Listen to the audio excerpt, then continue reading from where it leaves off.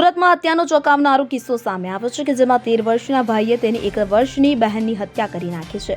કારણ માત્ર એટલું જ છે કે બાળકી સતત રડતી હતી ને તેનાથી તેનો ભાઈ એટલો કંટાળ્યો કે 13 વર્ષના ભાઈએ રડતી બહેનનું ઓશિકાથી મોઢું દબાવીને હત્યા કરી નાખી હતી। માત્ર 13 વર્ષના બાળકે આવું કૃત્ય કરતા સમગ્ર પંથકમાં ખળભળાટ મચી જવા પામ્યો છે। મળતી માહિતી મુજબ સુરતના નાનપુરા વિસ્તારમાં 13 વર્ષનો કિશોર લગભગ 1 વર્ષ પહેલા જ મુંબઈથી તેના માસીના ઘરે સુરત રહેવા આવ્યો હતો। ત્યારે માસીનો આખો પરિવાર 1 વર્ષની દીકરીને કિશોરને સોંપીને હોસ્પિટલમાં કામ કરવા જતો હતો।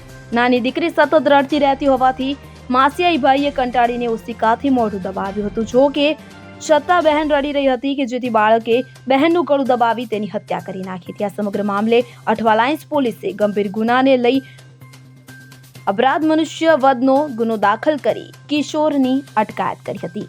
Bureau report CN24 news.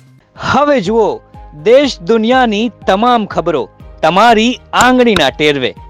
ઉઠાવો મોબાઈલ અને Google Play Store પરથી ડાઉનલોડ કરો અમારી CN24 ન્યૂઝ મોબાઈલ એપ।